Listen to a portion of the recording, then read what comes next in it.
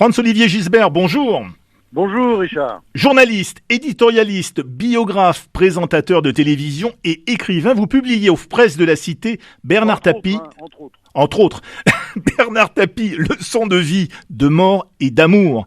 Quand et comment est née cette rencontre, Bernard Tapie, Franz-Olivier Gisbert, et comment est née cette fascination, alors qu'on le sait, vos modèles de vie, enfin vos modèles dans la vie, ce sont plutôt Camus ou Giono, Franz-Olivier Gisbert. Ah oui, c'est sûr, ça n'a rien à voir. Bah alors d'abord, les relations au départ avec Tapie, ça pouvait être un peu sportif. J'ai rencontré la première fois, c'est parce que Mitterrand m'avait dit, tiens, vous devriez voir ce garçon, se faire un ministre, il a quand même du charisme, vous devriez voir, regardez. Et puis, je l'ai invité à déjeuner et c'est vrai que j'étais assez impressionné par la facilité, l'aisance. Je ne connaissais pas, donc moi j'ai connu tard par rapport aux autres. Alors c'est pas, moi j'ai vécu, comme j'étais déjà partisan supporter de l'OM quand j'étais jeune, j'ai vécu évidemment la montée de l'OM et puis aussi l'extraordinaire aventure de la vie claire quand il a donné sa dernière victoire au Tour de France à Bernard Hinault. La dernière fois que la France avait gagné le Tour de France, c'est un Français qui a gagné le Tour de France, c'est la dernière fois, c'était Bernard Hinault, avec Bernard Tapie. Donc je déboule là-dedans et après je l'ai connu, disons, de manière un peu, comment dire, il y avait des hauts, il y avait des bas, il y avait peut-être plus de bas que de hauts. Vous savez, quand on dirige des rédactions, les rapports peuvent être compliqués. Lui, ses rapports avec les journalistes, c'est pas toujours simple. Et puis, disons sur le tard, plutôt dans les années 2000, je me suis rapproché de lui parce que, au fond, quand il y a eu l'histoire Adidas, l'arnaque, il faut bien dire, c'est une énorme arnaque, même si la justice ne l'a pas toujours reconnu, mais c'est une énorme arnaque du Crédit Lyonnais.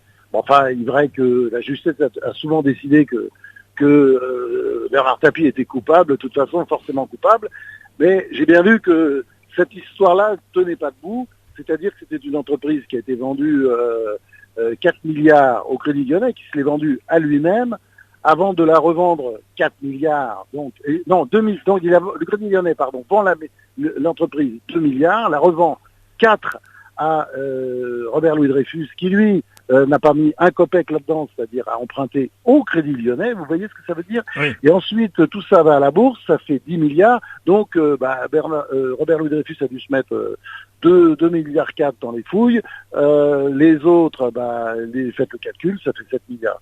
Bon, donc c'est une arnaque, c'est une énorme arnaque. Et disons, peut-être qu'il en a commise, comme on dit parfois, moi je sais pas, je suis pas au courant, il n'y a pas eu de là-dessus de jugement. En tout cas, lui, il a été volé. Et donc, j'ai commencé, disons, à ce moment-là, à me rapprocher de lui parce que je trouvais que ça me paraissait très étrange que cette personne qui avait été, comment dire, aussi maltraitée, fut considérée comme un coupable par tous les médias, par les juges, etc. Oui. Et donc, je me suis rapproché de lui, puis là, c'est vrai que dans la dernière phase, c'est-à-dire la bataille contre le cancer, j'étais à la fois fasciné et puis bouleversé. Alors, c'est quelqu'un... Oui. On va en parler dans un instant. C'est quelqu'un qui ne cède jamais. C'est quelqu'un qui ne lâche jamais l'affaire. On le voit dans sa vie, il a 1000 vies, bien entendu. Là, vous citiez tout à l'heure tout ce que je fais, tout ce que je fais. Oui, bon, mais enfin, c'est rien à côté de Bernard Tapie qui a tout été, quoi. C'est incroyable, chanteur, pilote automobile, chef d'entreprise, des entreprises de toutes sortes, entraîneur, patron de club de foot, député, enfin, je sais pas, c'est incroyable quand on regarde tout ça. Et d'ailleurs, quand on lit ce livre, le livre que j'ai fait, on voit bien, on passe d'un univers à l'autre en permanence, et en plus, on a le sentiment que dès que ça marche un peu, il s'en va, il fait autre chose. Parce que ça ne l'amuse plus, c'est-à-dire, et au fond, on dit qu'il a eu 1000 vies, j'ai l'impression qu'il en a eu encore plus, et quand je dis leçon de vie, de mort et d'amour, c'est aussi quelqu'un qui, a le sentiment, et c'est vraiment, c'est pas surjoué, il a le sentiment d'avoir eu une belle vie, parce qu'il a eu plusieurs vies, vous voyez. Oui, alors mais ce sont des confidences qui ont été arrachés à l'ancien président de l'OM durant 6 ans. Mais au départ, ce n'était pas gagné. C'est même une gageure que de vouloir faire un livre avec ou sur Bernard Tapie, car vous le dites, il n'aime pas répondre aux questions personnelles. Il ne voulait pas d'intrusion dans sa vie privée. Oui, c'est-à-dire que c'était très sportif. Hein. C'est Oui, clair qu'on a eu des moments très compliqués, énormément d'engueulades, parce que en fait, ce livre, oui, dès que je posais une question personnelle, il me regardait comme si je l'avais insulté, oui. parce que non, ça te regarde pas. Je dis ça me regarde parce que je fais un livre. Et alors, on peut parler de grands sujets, mais j'ai dit les grands sujets. T'as qu'à écrire un livre que personne ne lira sur les façons de réduire le chômage des jeunes, mais moi, personnellement, je suis pas venu pour ça. C'est pas qu'on peut ne pas en parler, on va en parler dans ton livre, mais on va pas faire un livre que là-dessus. Et donc, vous avez raison, c'est-à-dire que Tapi, vous verrez, c'est ça, quand on lit le livre, c'est que c'est quelqu'un qui n'est jamais tout à fait celui qu'on croit. On le voit comme hyper narcissique. Or, il n'aime pas parler de lui, quoi, c'est clair. Enfin, il déteste ça. Oui. On le voit comme, comment dire, m'as-tu vu? Et en même temps, il y a un côté très discret. D'ailleurs, il y a des images qui trompent pas. C'est par rapport à quand il gagne la coupe en 1980. Vous vous souvenez de cette histoire extraordinaire? Quand il a la Coupe d'Europe, quand l'OM gagne la Coupe d'Europe, la coupe, il a du mal à la toucher. Enfin, vous voyez, c'est les joueurs qui le poussent à tenir la coupe, mais il veut pas la prendre spontanément, il n'ira pas la prendre.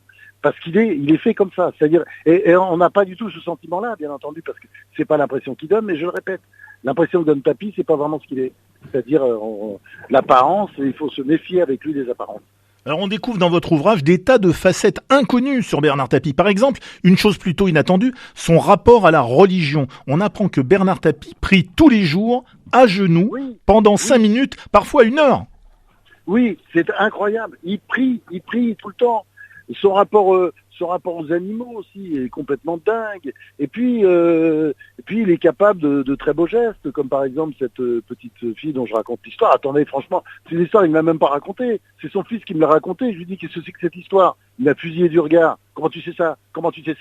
Oui, c'est la petite Zora, qui est une jeune Marocaine qui lui écrit une lettre, et qui est une lettre déchirante parce qu'elle a un cancer terminal. Et elle est en train elle va très très mal, elle est à l'hôpital de Boulogne. Il va la voir et puis ses parents sont dans l'Est, ils vivent, ils n'ont pas les moyens, ils n'ont pas le sou. Et il propose à la jeune fille qui évidemment qui est folle de joie quand il lui fait la proposition, de passer ses derniers mois avec elle. Et puis alors, ils s'en sont bien occupés.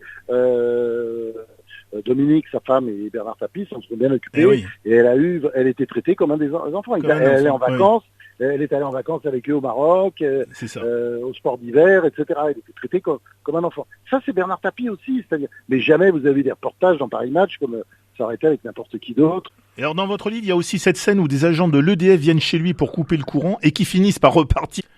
Oui, sauf Florax, parce qu'évidemment, ils viennent couper le courant, ça c'est à la demande de l'État, un connard, quelque part dans le service de l'État, qui a décidé de faire payer Tapie, alors qu'il paye l'électricité, attention, c'était vérifié ça, il paye l'électricité, donc les agents de l'État avaient demandé à EDF de couper, les agents arrivent pour couper de EDF, pour couper l'électricité, et il leur montre le respirateur artificiel qu'il a, parce que il est quand même la vie est difficile pour lui et de temps en temps il faut qu'il va prendre un peu d'oxygène parce que c'est dur, parce qu'il est mal. Et dans ces 1000 vies de Bernard Tapie, il y a aussi de la politique. Et vous dites que c'est à partir du moment où il est entré en politique que les ennuis ont commencé. C'est un métier qui s'apprend, il le dit lui-même, la politique m'a tué.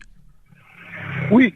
Ça, je pense que il n'aurait pas fait de politique, les choses seraient mieux passées pour lui. C'est-à-dire que on voit bien, dès qu'il est entré politique, il y a une espèce de coalition. Il faut bien dire, ça c'est la pire des coalitions qu'on peut avoir contre soi. C'est-à-dire à la fois la droite et la gauche qui ont décidé de se le faire, qui ont décidé de le liquider, parce que c'est ça l'histoire.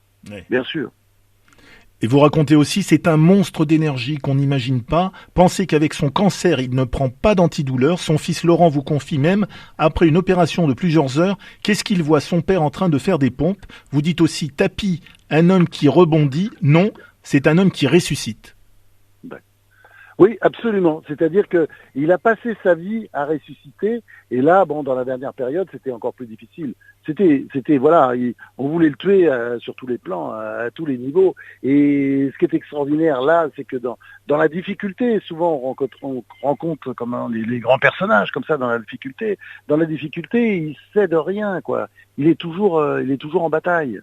Moi, je suis, vous savez, quand je dis que je suis bouleversé et fasciné, c'est vrai que je trouve c'est un personnage absolument fascinant, c'est clair.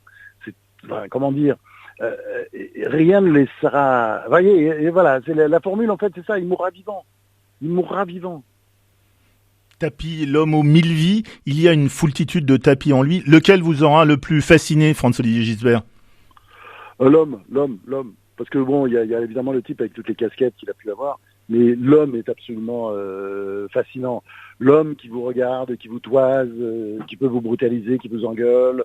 L'homme qui a des sensations très fortes, qui a des sentiments. L'homme qui a la larme à l'œil. L'homme qui est, qui est près de vous quand vous êtes dans la difficulté. Voilà, c'est l'homme. Moi, l'homme qui écoute aussi, contrairement à ce que parfois on a tendance à penser, parce qu'il écoute les uns et les autres. On finira là-dessus. Merci Franz-Olivier Gisbert.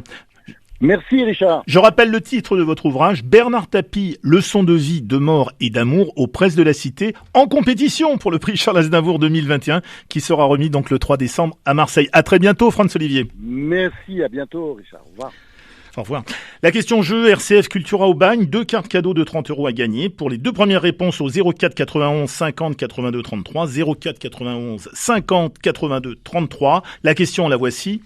Combien d'années aura-t-il fallu à Franz-Olivier Gisbert afin de rédiger son ouvrage consacré à Bernard Tapie? Combien d'années donc aura-t-il fallu à Franz-Olivier Gisbert afin de rédiger son ouvrage consacré à Bernard Tapie? Et les 2 gagnants, donc, ce seront les 2 premières bonnes réponses au 04 91 50 82 33. À vous de jouer. Richard Findiquian.